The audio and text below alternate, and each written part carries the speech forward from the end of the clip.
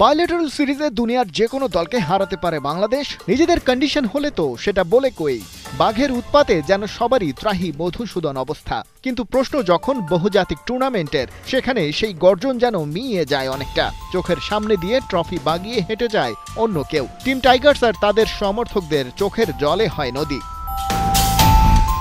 বিশ্বকাপের হিসেব বাদ, কেবল এশিয়া কাপের কথাই ধরুন। ওয়ানডে আর টি-20 ফরম্যাট মিলিয়ে মোট 3 বার ফাইনাল খেলেছে বাংলাদেশ। এমন টুর্নামেন্টে ভাইটাল কয়েকটা ম্যাচ জিততে পারলেই ফাইনালটা নিশ্চিত হয়ে যায়। কিন্তু সেই শিরোপার লড়াইয়ে গিয়েও নিয়মিত দিশেহারা হয়ে এসেছে বাংলাদেশ। ওয়ানডে এশিয়া কাপে পাকিস্তানের বিপক্ষে ফাইনাল খেলে 2 রানে হারে টাইগাররা। এরপর একবার করে ওয়ানডে আর টি-20 ফরম্যাটের এশিয়া কাপের ফাইনালে গিয়ে জিততে পারেনি তারা। দুবারই হেরেছে ভারতের বিপক্ষে।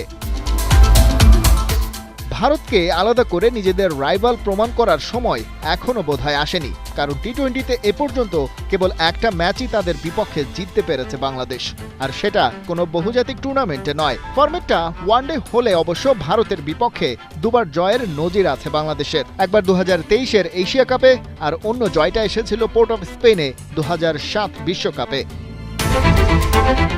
কিন্তু কালে ভদ্রে আসা এই জয় বাংলাদেশকে সাময়িক আনন্দেই ভাসিয়েছে কেবল, কোনো ট্রফি এনে দেয়নি। বর্তমান ক্যাপ্টেন লিটন দাস টানা 3টা বাইলেটারাল সিরিজ জিতেছেন, কিন্তু তার মনেও তো নিশ্চয়ই আক্ষেপটা থেকে গেছে একটা মাল্টিন্যাশনাল টুর্নামেন্টের ট্রফির। এখন প্রশ্ন হচ্ছে, দ্বিপাক্ষিক সিরিজে দুর্দান্ত খেলা টাইগাররা কেন বহুজাতিক টুর্নামেন্টে খেই হারায়? প্রথমত, বায়োলেটারাল সিরিজে বড় দলগুলো র্যাঙ্কিংয়ে পেছনের সারির বাংলাদেশের সাথে প্ল্যানিং লেভেলের ক্রিকেট খেলে। নানা পরীক্ষা নিরীক্ষা চালিয়ে চেষ্টা করে সেরা কম্বিনেশন বের করে আনার, আর এসবই মূলত করা হয় বড় টুর্নামেন্টের প্রস্তুতি হিসেবে। এর বাইরে দ্বিপাক্ষিক সিরিজে বেশ কিছু বাড়তি সুবিধা মেলে, একই দল এবং কন্ডিশন, যেটাকে ঘিরে নেওয়া যায় ফোকাসড প্রিপারেশন। গেম প্ল্যানে বড় কোনো পরিবর্তন করতে হয় না। তবে এশিয়া কাপ কিংবা বিশ্বকাপে তো তেমনটা হয় না। সেখানে প্রথমত বিগ ব্রাদার্স নিজেদের সেরা প্রস্তুতি নিয়েই নামে। প্রতিপক্ষ একাধিক, আর প্রত্যেকের জন্য আলাদা গেম প্ল্যান, খেলে বেস্ট টিম কম্বিনেশন নিয়েও।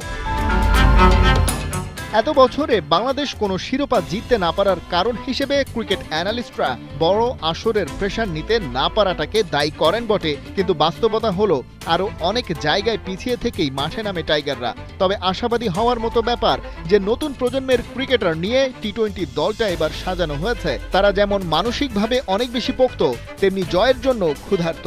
কিন্তু তাদের বড় মঞ্চে আন্ডার প্রেশারে পারফর্ম করার মতো যোগ্য করে গড়ে তোলা হয়েছে কি, সেটার প্রমাণ অবশ্য মিলবেই অপেক্ষা আর সামান্য সময়ের। খালিদ জামিল, ৭১।